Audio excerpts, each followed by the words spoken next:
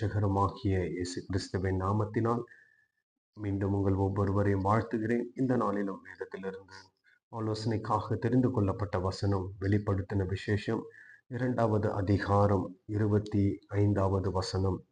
உனக்குள்ளதை நான் வருமளவும் பற்றி கொண்டிருங்கள். ஆண்டவராகிய கர்த்தர் தேவ பிள்ளைகளை பார்த்து சொல்லுகிறார், உங்களுக்குள்ளதை ஆண்டவர் வரும் வரையிலே நீங்கள் பற்றி கொண்டிருக்க வேண்டும். இதே போல வேறொரு வசனமும் ஆண்டவர் இதை வெளிப்படுத்தின விசேஷம் 3வது அதிகாரம் 11வது வசனத்திலே மீண்டும் ஆண்டவர் அதை சொல்லுகிறதை பார்க்க முடிகிறது. இதோ சீக்கிரமாய் வருகிறேன், ஒருவனும் உன் கிரீடத்தை எடுத்துக்கொள்ளாதபடி உனக்குள்ளதை பற்றி கொண்டிரு. அந்த இடத்திலே முதலாவது வாசித்த வசனத்தில் ஆண்டவர் சொன்னார், உனக்குள்ளதை பற்றி கொண்டிரு. ஆனால் 3வது அதிகாரத்திற்கு வரும் பொழுது ஆண்டவர் சொல்கிறார், இதோ நான் சீக்கிரமாய் வருகிறேன். ஆண்டவருடைய வருகை மிக சமீபமாய் இருக்கிறது. ஆதலால் ஆண்டவர் என்ன சொல்லுகிறார், ஒருவனும் உன் கிரீடத்தை எடுத்துக்கொள்ளாதபடிக்கு உனக்குள்ளதை பற்றி கொண்டிரு. யார் ஒருவன் ஆண்டவர் நமக்கு கொடுத்ததை நாம் பற்றி கொண்டு இருக்கிறோமோ, அதாவது ஆண்டவர் நமக்கு என்ன கொடுத்தார், அதை நாம் எப்படி பற்றி கொள்ள வேண்டும். ஆண்டவர் நம் ஒவ்வொருவருக்கும் தாளந்துகளை கொடுக்கிறார், தாளந்துகளை கொடுத்திருக்கிறார். தேவ பிள்ளைகள் ஒருவரும் தாளந்து இல்லாதவர்கள் ஒருவருமே கிடையாது. எல்லோருக்கும் ஆண்டவராகிய கர்த்தர் அவர்களுக்கு தேவையானபடி தாளந்துகளை கொடுக்கிறார். அவர்களுடைய ஊழிய அழைப்பின்படி அவர்களை ஆண்டவர் அபிஷேகிக்கிறதை பார்க்க முடிகிறது. வரங்களை கொடுத்து நடத்துகிறதை பார்க்க முடிகிறது. என்னை கேட்கிற தேவ ஜனமே, உங்களுக்கு ஆண்டவர் கொடுத்தது என்ன? உங்களுக்கு ஆண்டவர் கொடுத்த தாளந்து என்ன? உங்களுக்கு கொடுத்த அபிஷேகம் என்ன? உங்களுக்கு கொடுத்த வரங்கள் என்ன? ஒவ்வொருவருக்கும் ஆண்டவர் கொடுக்கிறார். ஆண்டவர் பாகுபாடு பார்க்கிறவர் அல்ல, எல்லோருக்கும் ஆண்டவர் கொடுக்கிறார். ஆனால் வரங்கள் வித்தியாசமாக ஆண்டவர் கொடுக்கிறார். எல்லோருக்கும் ஒரே மாதிரியாய் கொடுக்காமல் ஜனங்களுக்கு ஆண்டவர் வெவ்வேறு விதமாய் கொடுக்கிறார். ஆனால் எல்லோருக்கும் கொடுக்கிறதை நாம் பார்க்க முடிகிறது. தேவ ஜனமே, உங்களுக்கு ஆண்டவர் கொடுத்தது என்ன?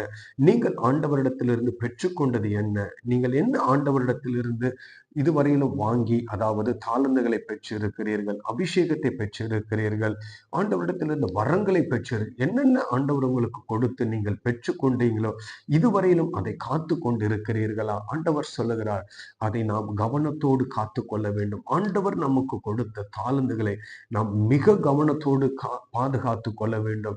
அது ஆண்டவருக்காய் அனுதினமும் பயன்படுத்த வேண்டும்.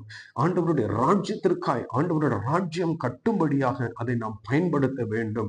நாம் வாங்கி அப்படியே வைக்கிறதாக அல்ல, பெற்றுக்கொண்ட நாம் அவர் வரும் வரையில அதை பாதுகாத்து கொள்ள வேண்டும். உங்களுக்கு ஆண்டவர் கொடுத்திருக்கிறதை இந்நாள் வரையிலும் நீங்கள் பாதுகாத்து கொண்டிருக்கிறீர்களா? அப்படி நீங்கள் பாதுகாத்து கொண்டிருப்பீர்கள் என்றால் ஆண்டவர் சொல்லுகிறார், நான் சீக்கிரமாய் வருகிறேன், நான் வரும் பொழுது உங்களுக்கு நான் கிரீடத்தை சூட்டுவேன் என்று சொல்லுகிறார். யார் ஒருவர் காத்து கொள்ளுகிறார்களோ, ஆண்டவர் கொடுத்த அந்த தாளந்துகளை, அபிஷேகத்தை, வரங்களை யார் ஒருவர் காத்து கொள்ளுகிறார்களோ அவர்களுக்கு ஆண்டவர் வரும் பொழுது அந்த வருகையின் நாளிலே அவர்களுக்கு ஆண்டவர் கிரீடத்தை சூட்டி அவர்களை மகிமைப்படுத்துகிறார், அவர்களை அழகுபடுத்துகிறார். ஆண்டவர் யார் ஒருவர் ஆண்டவர் கொடுத்த அந்த தாளந்துகளை காத்து கொள்ளவில்லையோ அல்லது அபிஷேகத்தை காத்து கொள்ளவில்லையோ, ஆண்டவருக்காய் பயன்படுத்தவில்லையோ, அவர்களுக்கு ஆண்டவர் என்ன செய்வதில்லை, அவர்களுக்கென்று நியமித்த அந்த கிரீடத்தை எடுத்து ஆண்டவர் வேறு ஒருவருக்கு கொடுத்து விடுகிறதை நாம் பார்க்க முடிகிறது. அதாவது காத்து கொள்ளுகிறவனை ஆண்டவர் கனப்படுத்துகிறார், காத்து கொள்ளாதவனை ஆண்டவர் கனவீனப்படுத்துகிறார், எடுத்து வேறவனவனுக்கு கொடுக்கிறார். அது எப்படி என்றால் அது அவனை கனவீனப்படுத்துவதற்கு சமானம்.